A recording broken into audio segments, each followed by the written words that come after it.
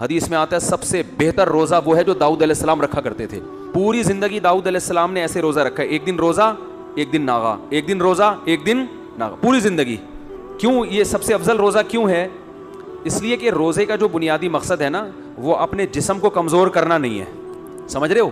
کیونکہ حدیث میں آتا ہے المؤمن القوی خیر من المؤمن الضعیف, طاقتور مومن کمزور مومن سے اللہ کو زیادہ محبوب ہے. اگر روزانہ روزے رکھ کے کمزور ہو جائیں گے تو پھر لڑے گا کون ہے بھائی؟